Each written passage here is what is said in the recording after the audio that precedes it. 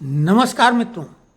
कई लोग हमसे अपेक्षा रखते हैं कि हम केवल पेंशनरों की बात करें, तो कुछ ऐसे लोग भी हैं जो राजनीति के वो जटिल प्रश्न जो अनुत्तरित रहते हैं तमाम बहसों के बाद, तमाम अखबारों में भी उनके उत्तर हम लगातार देते रहे हैं। और वो बातें जो हमने कही वो 99% सही साबित हुई भविष्य में, इसलिए कुछ लोग वो भी अपेक्षा करते हैं।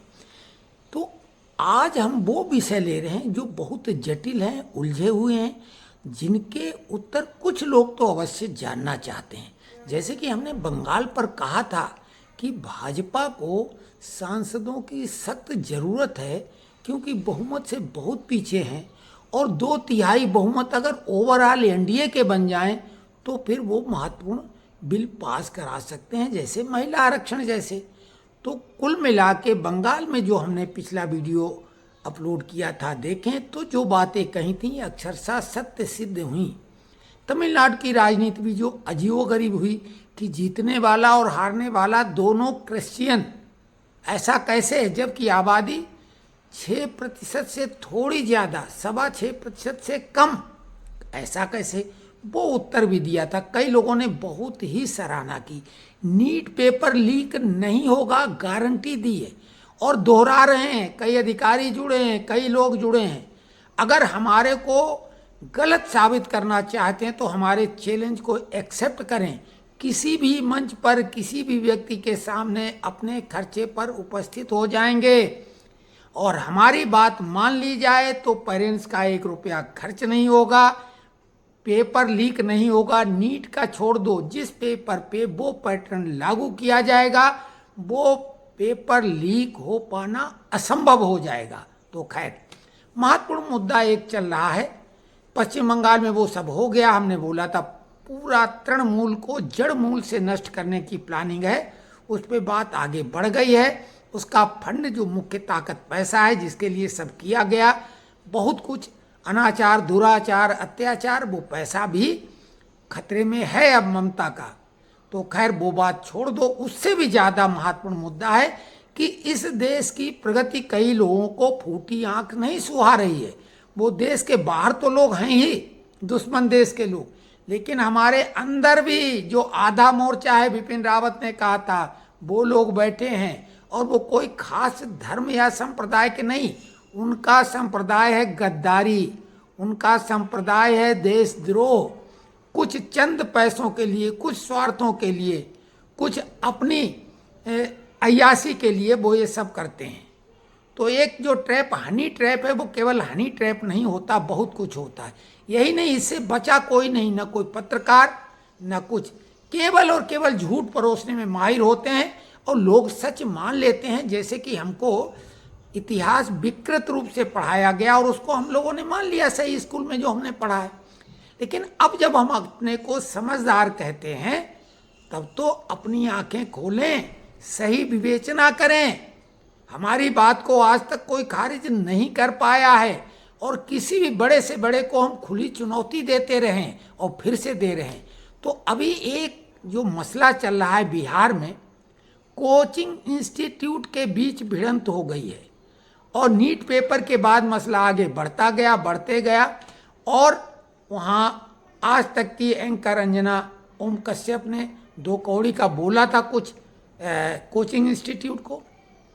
हम उनकी बात से 100% सहमत हैं, लेकिन सबके लिए नहीं, क्योंकि कुछ अच्छे भी लोग होते हैं हर जगह और कुछ बुरे लोग भी होते हैं।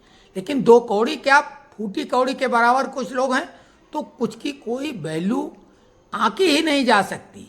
और जिन लोगों के लिए फूटी कौड़ी शब्द कहा गया है या जिन्होंने अपने लिए समझा, अरे वो तो अरबपति हैं। अब फ्री में कोई पढ़ा रहा है या बहुत कम पैसे में पढ़ा रहा है, फिर वो अरबपति कैसे हो सकता है? सवाल है कि भी पैदा, तब वो पैसा कहाँ से आ रहा है? तो सवाल है कि इस देश में देश के लिए पौध तैयार की जाती, बीज बोए जाते हैं। और हमने 1 साल पहले ही कहा था कि इस व्यक्ति को कुछ भी नहीं आता है, ये अपने नाम में सर लगाए बैठा है, खान सर। क्योंकि महाभारत पे उसने टिप्पणी की थी, हमने कहा जिसका ज्ञान है, जिसका ज्ञान वो गूगल से लेके लेसन प्लान बनाता है, वही बोले तो अच्छा है। जिस चीज़ का ज्ञान नहीं है उसमें वो अनाधिकृत छेड़छाड़ ना करे। तब हमने कहा था कि अगर खान सर की औकात है तो हमारे से टक्कर ले 10-10 सवाल का, 10 प्रश्न कहीं के भी वो हमसे पूछे, कहीं के हम बताएंगे 1 करोड़ की शर्त के साथ। फिर हमने एक प्रोग्राम भी चला के दिखाया था जिसमें गूगल को चुनौती हमने दी थी। 14 प्रश्न हमने उसमें डाले थे गूगल को चुनौती देके। तो आप अनुमान लगा लो, हमने तो अपने को प्रूव किया। लेकिन खान सर ने क्या प्रूव किया? एक चपरासी की भी नौकरी हासिल करके छोड़ दी होती तो मान लेते। कई ऐसे ला के जो चलाते हैं क्लास ऑनलाइन या असलियत में कोचिंग इंस्टीट्यूट, उन्होंने बाकायदा सिविल जज की परीक्षा पास की और नौकरी नहीं ज्वाइन की। कई लोगों ने आईएएस, आईपीएस, यूपीएससी यानी क्लियर की और उसके बाद वो कोचिंग इंस्टीट्यूट चला रहे हैं। उनकी बात बनती है। लेकिन खान, जिसके पास कोई शैक्षणिक योग्यता है ही नहीं, अब उसके सगे चाचा बोल रहे हैं, उसके गांव वाले बोल रहे हैं, नटवर लाल बोल रहे हैं, तो इसके लिए तो हमने 1 साल पहले कह दिया था। और जो अल तकिया वाली बात होती है कि मुस्लिम व्यक्ति पे कितनी जल्दी हम वाहवाही करने लगते हैं, जब वो जैसे लड़कियां फंस जाती, कलावा बांध लिया, तिलक लगा लिया, बजरंगबली का लॉकेट पहन लिया और लड़कियां घेर में आ जाती हैं, तो वही हाल है अल तकिया का, जिसको जिहाद बोला जाता है। इस देश को बर्बाद करने के लिए जो पौध तैयार की गई वो दिखने लगती हैं, लेकिन शायद वो भूल जाते हैं इस देश की हैसियत, इस देश की औकात कोई आंक सके ऐसा पैदा नहीं हुआ है। तो कुल मिला के कांग्रेस जो है वर्तमान में जो उसके कर्ता धर्ता श्रीमान पप्पू राहुल गांधी हैं, जो कि इस देश के नागरिक हैं ही नहीं, और वो पार्लियामेंट में बैठ के और लगातार देश में आग लगवाने का खुल के डंके की चोट पे प्रयास करते हैं। लेकिन सरकार क्यों रियायत उन पे कर रही है? सिर्फ चुनाव जीतने के लिए। क्योंकि राहुल गांधी भाजपा के लिए एक बहुत बड़ा एसेट है, क्योंकि वो स्टार प्रचारक हैं। जहां जाते हैं वहां भाजपा की बल्ले बल्ले हो जाती। लेकिन सुनो, चुनाव महत्वपूर्ण नहीं है, वो देश में षड्यंत्र करके वो लल्लू और पप्पू बन के महाषड्यंत्रकारी है, विदेश में जाके, यहाँ जाके विदेशी फंडिंग से, और जो तमाम जो है इसका जो देश का 2.5 मोर्चा का आधा मोर्चा यहाँ है दुश्मनों का, उसमें ये बट वृक्ष है कांग्रेस, और उसकी जड़ें तमाम NGO, deep state, ISI, China, USA में फैली हुई हैं।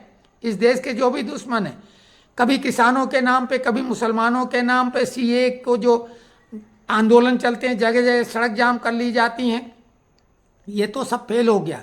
लेकिन कोर्ट भी, इन्होंने बोला था सिस्टम हमारा है। जिमखाना क्लब का भी मामला देख लो, वहाँ कोई प्रवेश नहीं कर सकता इस देश में होने के बाद। तो सिस्टम उनका है। जिस तरीके से मणिपुर में प्रयोग हुआ था, मणिपुर जला था, तो वो कोर्ट के फैसले की वजह से जला था। सरकार की कोई गलती नहीं थी, न राज्य सरकार की न केंद्र सरकार की। वही फार्मूला बांग्लादेश में आजमाया गया, कोर्ट के फैसले से हसीना को पलायन करना पड़ा, जान तो बच गई, लेकिन कोर्ट का फैसला था। बाद में उसने रद्द भी कर दिया, लेकिन सही, वो तो आंदोलन भड़काना था उसके बहाने से।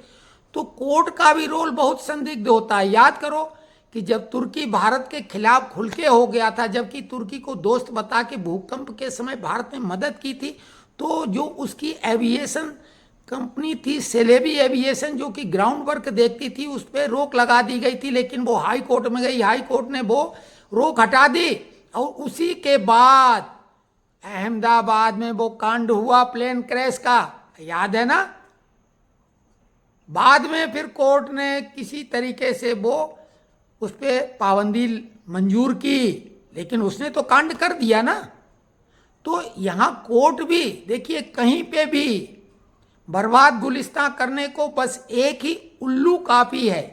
लेकिन उल्लू की जगह यहाँ गद्दार कर लो, और हर साथ पे उल्लू बैठा है, अंजामे गुलिस्तान क्या होगा, ये बात बिल्कुल फिट बैठती है। आप एक ढूंढोगे 4 मिल जाएंगे दीन ईमान बेचने को सस्ते में, भटे के भाव। और केवल धर्म विशेष की बात मत करो, और उस धर्म में भी जो लुभावना स्वरूप बना लेते हैं, उनके सामने तो एपीजे कलाम और वीर अब्दुल हमीद भी फेल हो जाएं, ऐसा करते हैं जैसे खान सर ने किया था। पहले मुसलमानों के खिल्ली उड़ाता, अब्दुल पंचर वाला, ये वो तमाम बातें, लेकिन उसके ऊपर कोई फतवा जारी नहीं हुआ। क्यों नहीं हुआ? क्योंकि आईएसआई का एजेंट है। अब तो ये बात सामने आ रही है। अब इसने धीरे धीरे छोटे छोटे कोचिंग इंस्टीट्यूट खत्म किए, लेकिन टक्कर में एक दो रह गए जो उनको टक्कर दे रहा था, वो ज्ञान बिंदु, जो वहाँ पे ज्ञान बिंदु रोशन आनंद का था, जो कि रोशन यादव हैं। तो उनका कोचिंग इंस्टीट्यूट, खान के कोचिंग इंस्टीट्यूट को जबरदस्त टक्कर दे रहा था। खान ग्लोबल स्टडीज तो उसको टक्कर दे रहा था। तो क्या हुआ, उसको अंदर करा दिया। खुद सब कुछ उसी का ड्रामा किया हुआ था, फायरिंग करवाना, ये वो न्यूज ये चल रही थी, जो वहाँ ग्राउंड रिपोर्ट तक कर रही थी, खान का बचना मुश्किल है, फरार है। लेकिन ये कैसे हो जाता है, ये कैसे उसको जमानत मिल गई अग्रिम रूप से, और रोशन आनंद को जमानत नहीं मिली और उसके भाई की हत्या हो जाती है। उसने तो खुल के बोला कि इसमें खान का हाथ है, सीबीआई की जांच हो और इसको फांसी हो। कई लोग बोल रहे हैं। तेज प्रताप यादव ने क्या कहा था, खुद सुन लो। सबसे पहले उन्हीं ने कहा था। हाँ, तो स्पष्ट क्लियर है। मैं कल भी जो स्टैंड लिया था, आज भी अपने स्टैंड पे कायम हूँ कि उसका हत्या, उनका हत्या जो कराया है वो खान है। खान ने ही हत्या करवाया है उसका। नहीं चाहिए खान सर के ऊपर कार्रवाई। इस तरीके से दरिंदगी जो उन्होंने करने का काम किया है, पूरे देश के लोगों ने देखने का काम किया। अब ये खान सर का मुख्य क्या है कि टीवी चैनल वाले वो नहीं बता रहे हैं, वही हम बताना चाहते हैं। ये जो जेनजी के नाम पे जैसे बांग्लादेश में हुआ था, और कोर्ट के फैसले की वजह से कोर्ट ही कोई उटपटांग फैसला दे देता, जैसे कि अभी सीजेआई ने टिप्पणी कर दी काकरोच, इसमें कोई राजनीतिक पार्टी तो नहीं, ध्यान देना, उसके नाम पे एक वितंडावाद खड़ा कर दिया गया अमेरिका से लेके। यानी सारा जो राहुल ने बोला मिट्टी का तेल छिड़का हुआ, बिल्कुल सही बोला, मिट्टी का तेल इन लोगों ने छिड़क रखा है, लेकिन इनकी औकात नहीं। तो ये मौके की तलाश में रहते हैं। उसमें डीप स्टेट है, जॉर्ज सोरोस है, और विदेशी फंडिंग है, यहाँ के गद्दार हैं। तो जेनजी को इन्होंने बनाया क्योंकि जेनजी पर शक्ति का प्रयोग नहीं किया जाता है। चाइना ने किया था और कांग्रेस ने समर्थन किया था उसका, लेकिन यहाँ संभव नहीं है, चाहे वो नेपाल हो, बांग्लादेश हो। आपने देख लो जेनजी के नाम पे क्या हुआ। तो ये जेनजी को जो युवा वर्ग है उसको भड़काना चाहते हैं और देश में आग लगवाना चाहते हैं। मोदी को चुनाव में नहीं हरा सकते हैं, इन्हें मालूम है, इसलिए तख्ता पलट जिसको बोलते हैं, यानी सत्ता परिवर्तन कराना चाहते हैं जेनजी के द्वारा। और खान सर जैसे लोग, अब सोचो, सर शर्मिंदगी का पर्याय है। सर की उपाधि अंग्रेजों के द्वारा दी गई थी। जलियांवाला बाग कांड के बाद अधिकांश जो लोग थे जिनमें थोड़ी शर्म हया थी, उन्होंने सर की उपाधियां और अन्य उपाधियां अंग्रेजों की दी हुई वापस कर दी थी। गांधी को 1 साल लगा केसरे हिंद की उपाधि वापस करने में, ध्यान देना। तो लेकिन रविन्द्रनाथ टैगोर ने सबसे पहले सर की उपाधि वापस कर दी। ये उस सर की उपाधि अपने आप, सोनाम धनी जैसे नेहरू, इंदिरा ने अपने आप को भारत रत्न दे दिया था। राजीव गांधी को ये मौका नहीं मिला, लेकिन बहुत जल्दी उनको भी मिल गया था। तो आप ये समझो, जैसे धुरंधर फिल्म में हमजा, अली मजारी रणवीर सिंह है, और कबीर वेदी कबीर जो है वो जमील जमाली बना हुआ है। तो ये आप अनुमान लगा लो कैसे होते हैं, यही एजेंट होते हैं। खान का रोल देख लो कि उसने नेपाल में मरवा दिया उसको, प्रिंस यादव को। अब ये तो कई लोग बोल रहे हैं खुल के, तेज प्रताप ने बोला, रोशन आनंद ने भी बोला, सीबीआई जांच की बात हो रही है। अब एम्बाई समीकरण वहाँ फूट पड़ रहा है, लेकिन एम्बाई समीकरण को खान से मतलब नहीं, उसको तो जो पैसा मिल रहा है। और जेनजी की ताकत, जैसे 2022 में उसने ट्रेनें जलवा दी थी सीना ठोक के, और कुछ नहीं उसका हुआ, हौसले तो बढ़ेंगे ही। और प्लेटफॉर्म कौन कौन से, सलमान खान का कपिल शर्मा शो, दुनिया जानती कि नाम कपिल का, पैसा और सब उसका, तो उसके पीछे बैकिंग तो सलमान खान की है। कौन बनेगा करोड़पति, अमिताभ बच्चन, सबसे बड़ा लिब्रांडू गैंग का। लेकिन वो बहुत ही एक जिसको बोलते हैं ना सॉफ्ट और सौम्य वाला, लेकिन कभी उसने हिंदू धर्म की उतनी तारीफ की है क्या? राम मंदिर में बुलाया गया, वहाँ चला गया, लेकिन वो हमेशा मुस्लिमों का पक्ष धर रहा है। उसमें कौन बुला गया? खान सर। क्या वही इकलौता इतना बड़ा वो है? एक से बढ़कर एक लोग हैं कोचिंग इंस्टीट्यूट चलाने वाले, जो कि यूपीएससी क्लियर करके वहाँ ज्वाइन न करके कोचिंग चला रहे हैं। और जो आदमी चपरासी की नौकरी नहीं प्राप्त कर पाया, जिसकी कोई एजुकेशनल क्वालिफिकेशन नहीं है, दूसरी तरफ आईआईटीएन चला रहे हैं कोचिंग इंस्टीट्यूट, क्या मुकाबला है। शुद्ध हिंदी बोलना जानता नहीं, अंग्रेजी की तो छोड़ ही दो। आपने कभी एक वीडियो चलो कोई दिखा दे उसका जिसमें उसने साहित्यिक हिंदी बोली हो, एक वीडियो दिखा दो जिसमें उसने अंग्रेजी बोली हो, तो बिना उसके कोई बड़ी परीक्षा कैसे पास कर पाएगा। जिस भाषा का वो उपयोग करता है, क्या इंटरव्यू में वो भाषा बोल के कोई आदमी इंटरव्यू अपना साक्षात्कार क्लियर कर पाएगा? आप खुद समझो। तो इसका है जेन जी से कि बहुत सारे जेन जी को इसने इकट्ठा कर लिया, उनके ऊपर उसने जो कहते हैं कि ब्रेन वाश और ब्रेन ड्रेन दोनों को मिला के बहुत खतरनाक कॉकटेल बनता है। इसने दोनों को बहुत बढ़िया ढंग से किया और प्रयोग करके दिखा दिया। 2022 में इसने ट्रेन दानापुर में जो आग लगवा दी थी, 2 ट्रेनों को जलवा दिया और इसका कुछ नहीं हुआ। अभी भी इसने अपनी ताकत दिखा दी कि इसने अग्रिम जमानत ले ली। रोशन को नहीं मिली थी, वो तो भाई की मौत के बाद उसको मिली। तो कुल मिला के सतर्क रहने की आवश्यकता है। ऐसे एक खान सर नहीं है, और वो नाम में मत जाओ, वो कोई भी हो सकता है। ये तो तिलक त्रिपुंडधारी था, इतनी राखी रखता था टेबल पे और लड़कियों से पैर छुलाता था। इसको किसी के पैर छूते हुए देखा है? राहुल गांधी, सोनिया गांधी, प्रियंका गांधी, रॉबर्ट वाड्रा, ये सब दत्तात्रेय खानदान के लोग, इनको किसी के पैर छूने लायक देखा है? इनके लिए कोई पैर छूने वाला नहीं।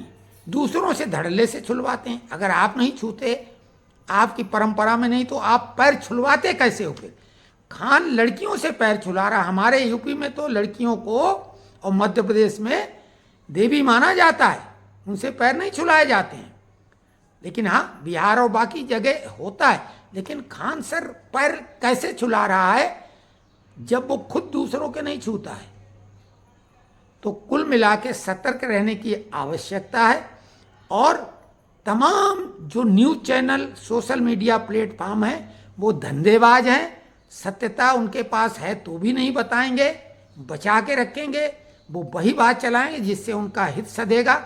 हमें अपने हित की चिंता नहीं, कितने लोग देख रहे हैं, सब्सक्राइब कर रहे हैं, अनसब्सक्राइब कर रहे हैं, कोई फर्क नहीं पड़ता है। हम धंधेबाज नहीं हैं। हमें अपनी पेंशन में पूरी संतुष्टि है जितनी मिल रही है। चिंता वो करें जिनके पास कोई जरिया नहीं।